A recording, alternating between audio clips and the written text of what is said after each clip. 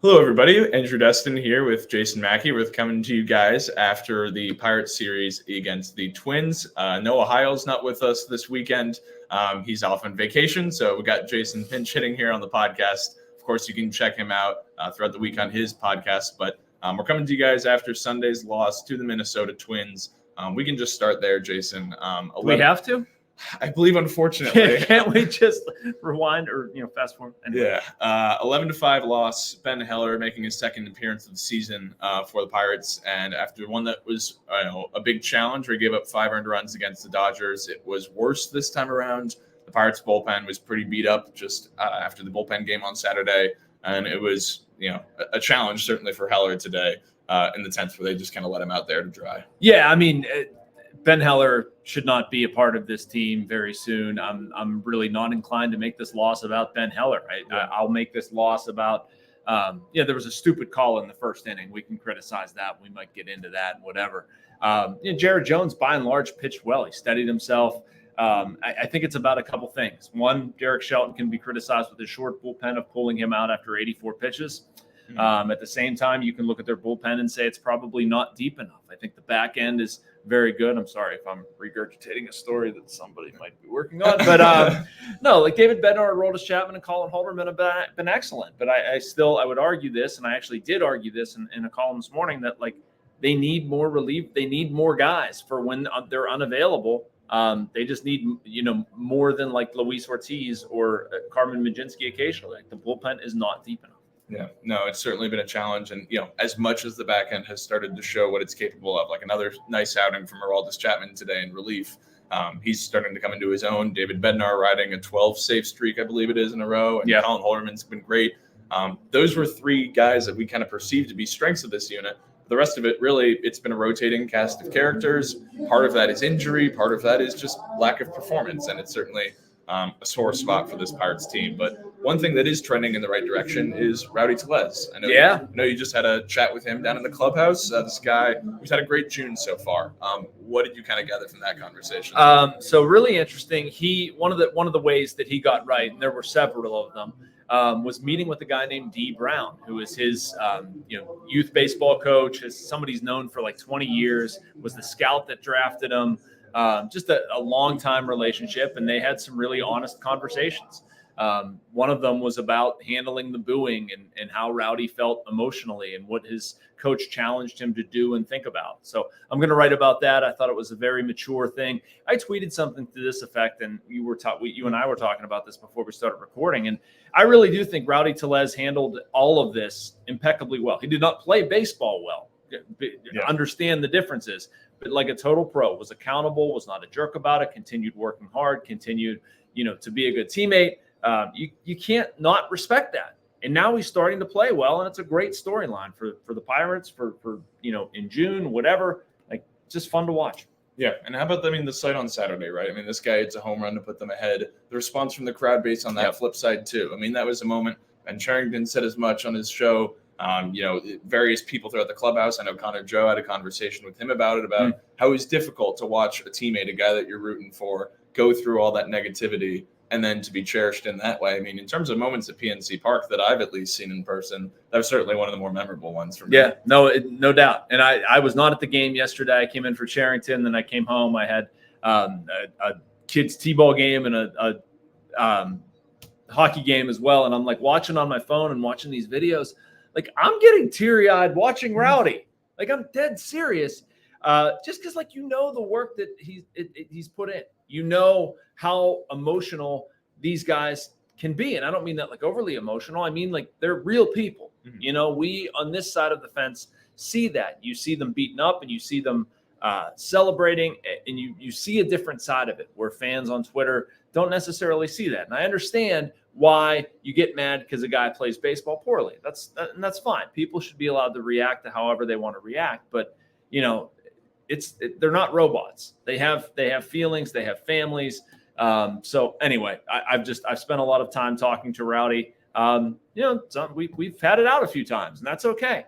But to see the work that he's put in and, to get that sort of comeuppance thing. Yeah, it's a little emotional. What would it mean to this team if Tellez kept this up, right? I mean, I know I'm ahead of my skis a little bit, but like I say all this because Ben Cherington made a comment, and I'm paraphrasing here, but on Saturday, where it's first base has been a struggle for them to find a solution there. Mm-hmm. And Connor Joe, to his credit, had an excellent start to the season, but has tapered off a little bit, had the triple today, but like, him playing him every day at first base, he's not a natural first baseman in terms of defense. Like he's adequate there.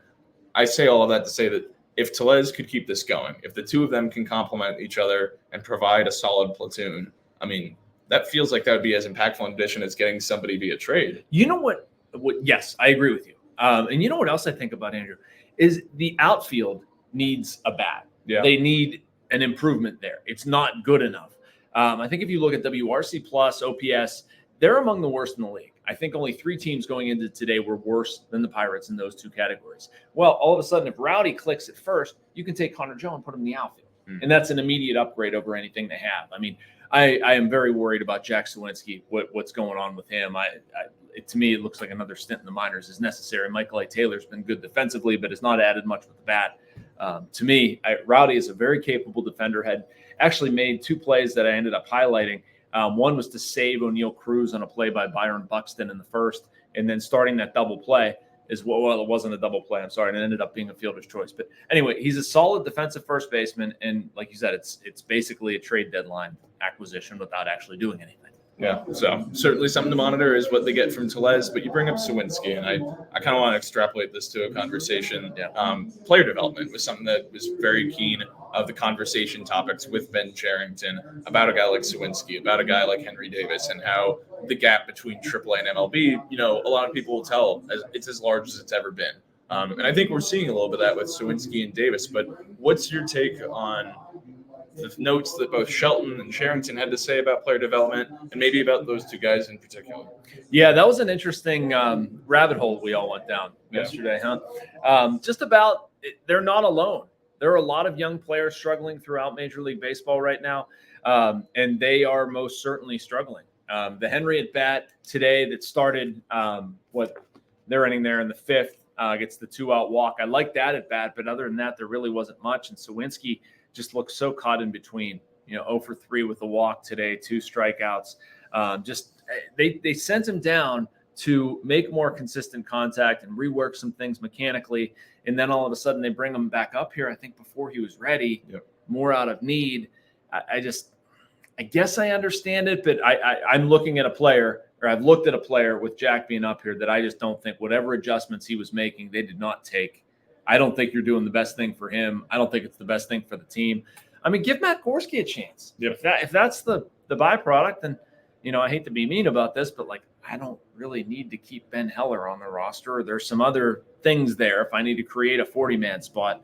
I think Jack needs some time to work on stuff. It's been pretty bad. What about you? Yeah, I mean, for me, I look at it as with Jack in particular, it hasn't looked good. The 1 home run that he ran into against Glasnow, that was kind of right pitch, right location, right into the middle of the swing path. Yeah. And with Henry Davis, that's another one that I'll go to, is just that I wonder what exactly it's going to take for him to get going, because he had to double down the line. I believe that was in either his first or second game back. Forget which one that was. But with him, it feels like there's kind of a plan out there that opposing pitchers are attacking of, this is a guy who's going to try to pull the ball and can do so with a lot of power, but it's not manifesting itself in great on-field results, but it did in AAA. And unlike Suwinski, Davis went down there and got roughly 100 at-bats, played in roughly 20, 25 games, and demonstrated that he can perform, if not exceed most expectations in AAA. So with Henry, it's figuring out how do you get the best out of him at this level, because they've gotten the best out of him in AAA. Yeah, no doubt. All right, I'm going to steal control over this for a few minutes. I'm going to finish up in charge, and I want to ask Andrew questions. He's not just going to sit here and ask me questions. First, want to remind you that we're sponsored, this podcast, my podcast, by the North Shore Tavern. If you love baseball, you'll love the North Shore Tavern across the street from PNC Park. The interior is wall-to-wall Pirates. There are appetizers, entrees, cocktails, and of course, steak and seafood on a sizzling lava stone. Open every day. The North Shore Tavern across from PNC Park is Pittsburgh's home for steak on a stone. That was actually the first time I've ever done that read by memory. Yep. I challenged you with it. Not bad. You killed it, man. So I am a real goof. I have to be able to read it, and maybe I should learn to not read it. Maybe that's a better delivery. But it's funny. We went to dinner there the other night, and I was talking about the interior is wall-to-wall Pirates. They're appetizers and entrees and a sizzling lava stone. My wife was making fun of me for that. So anyway, all right. So you're going to St. Louis, one of America's great cities, as you all know I feel about this. What are you looking for out of this series? What do you think is important? Paul Skeens on the hill on Tuesday, by the way. Yeah, I mean, first off, this is just a litmus test to see how you fare against an NL Central team, which we don't get any of those throughout the year. Haven't seen the Cardinals yet. They'll see the Reds later this month. They've seen the Brewers, they've seen the Cubs, but they haven't seen either of these two teams. So first and foremost, curious to see how they match up against St. Louis. And for me, I want to see how does Skeens respond in that setting. And this is a Cardinals team that they're a mixed bag. They've got some guys, but they also certainly have had their struggles. Guys like Miles Mikolas have not met their standards. So I guess I'm curious to see is like, how do the Pirates match up in these kinds of litmus test settings that we don't get many of anymore? Yeah. Is it your first trip to St. Louis? For baseball, yes. For baseball, okay. Hockey a few times, though. All right, yeah, I'm guilty of hoarding that one. I like the St. Louis. It's understandable. Barbecue's great, man. It's a good setup. You owe me a text message from Busch Stadium to let me know what you think. But anyway, so a couple more topics. You wrote about Nick Gonzales recently. I really liked it. It was a really well done story. But I want to talk about some of the adjustments that he made.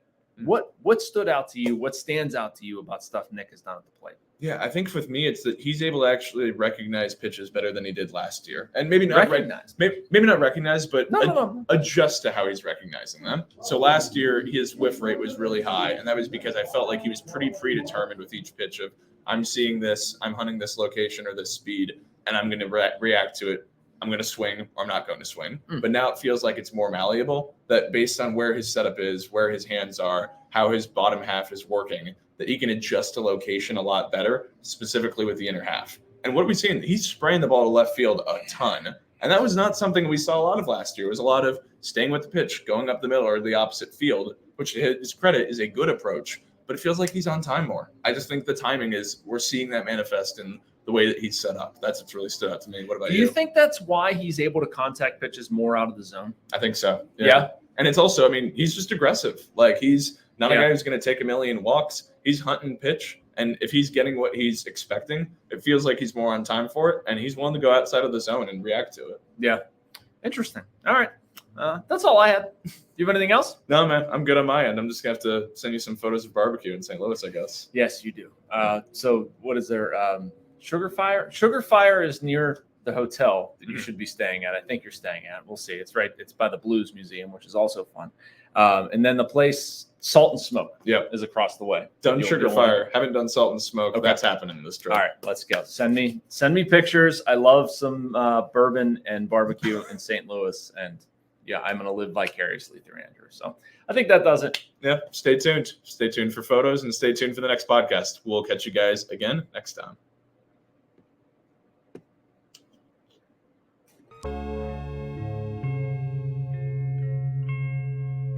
Thank you for checking out this content from Post-Gazette Sports. If you watch this video on YouTube, please like the video and subscribe to our channel.